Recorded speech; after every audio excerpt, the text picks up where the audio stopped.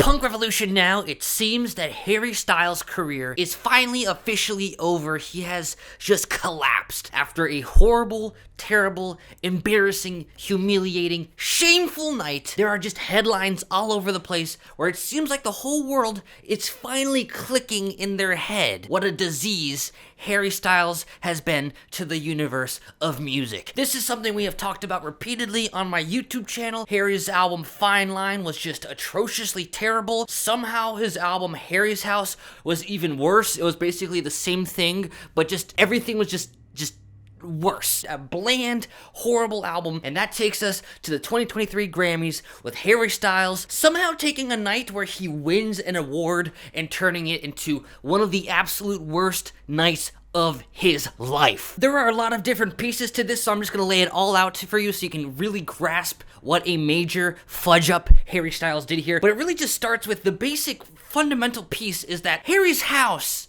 the album he released in 2022, is just terribly, awfully bad. It's a bad album, and it won the Best Album of the Year award of 2022. On the list of all the nominations for the albums that could win the Best Album of 2022 for this year's Grammys, Harry's House was by far, objectively, without a doubt, the worst. That is already humiliating enough. That already is just so embarrassing. He should have rejected the award for that reason alone if he had any common sense. But the thing that just makes it so disgusting is that across this list, there were just so many artists who are people of color, who are trying to do something interesting with their music. Kendrick Lamar, Beyonce, Bad Bunny, who are trying to do something innovative and are putting lyrics and messages of hope and progressive politics into their music, and then they lose to Harry's House, a bland, awful album that has nothing to contribute. It's a classic case of Elvis Presley being a musician who used music innovated by and created by black people, except you put Elvis Presley's white, bland, watered down face on it, watered down the music. Elvis Presley becomes way more famous and gets way more acclaim than all the artists who actually deserve it, who are people of color. You have that exact same story happening right here with Harry Styles, winning this Album of the Year award, which is just embarrassing, shameful. Everyone knows it.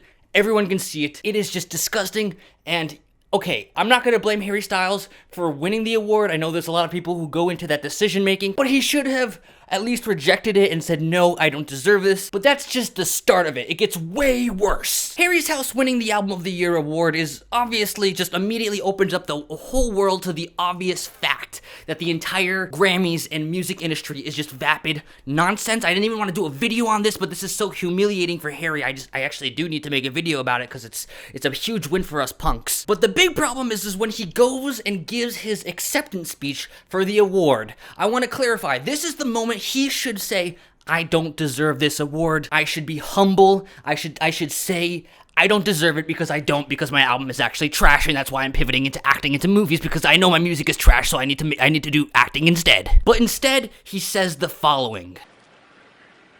This doesn't happen to people like me very often, and this is so nice. Thank you very, very much.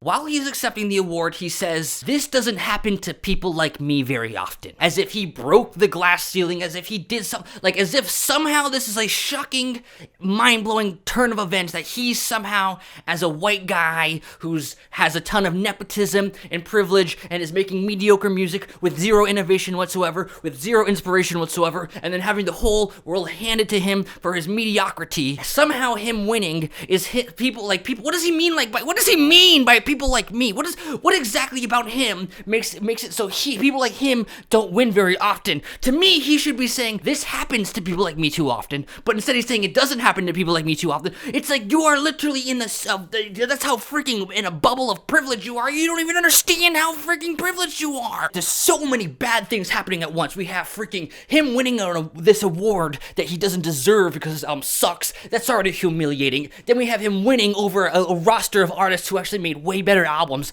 and for people of color who are trying to innovate. That's also freaking humiliating. And then we have 3, he says that it doesn't happen to people like me very often. When it happens to people like him too often, it's like the whole world is finally blowing up. Everyone is freaking realizing that Harry Styles is a freaking dunce.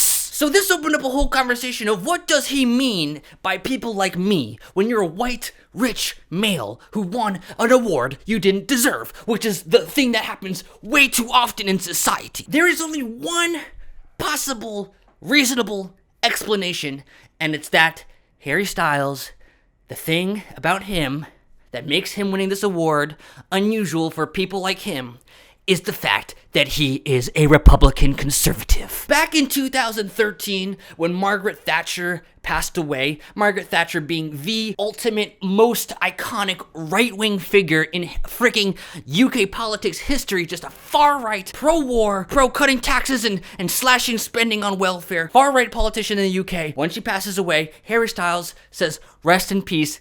Basically goes mask off. Lets the whole world know that Harry Styles is a conservative, and that's a fact, and you can look up that tweet right now if you want to. Another fundamental part of conservative ideology, besides worshiping the absolute worst human beings in history like Margaret Thatcher, is to feel like you're a victim somehow. Even though you're a white male who freaking won an award, you have this conspiracy theory that the whole world is not letting you get anywhere in life because you're a conservative white male, as if somehow the whole world is holding you back, even though you have a history of winning and winning and winning and winning things you don't deserve, and then Harry Styles winning is just another piece in this long history. The whole world knows now he's a part of this brainwashed alt-right thing. He's a part of the alt-right ideology. So, congratulations, Harry Styles. You took one of the biggest nights of your life, winning a Grammys for releasing a horrible album, and you just turned it completely against you, and now you have been exposed, and now Harry Styles' career is frankly irreparably destroyed. And the sad thing is I feel like he wasn't that bad of an actor in the movies he acted in. I felt like he had a chance of possibly redeeming himself for the damage he has done to the music industry with his awful music, but at this point, I don't think anyone is ever going to hire him for a gig again. This is a major win for the punk revolution. I'm absolutely not afraid to say that. I'm happy to celebrate it. Finally, the whole world is finally starting to open up. They're finally starting to wake up to the reality of how toxic the music industry is, Harry Styles being a centerpiece of that. So with all that said and done, I think we can safely say that phase 7 of the punk revolution is complete.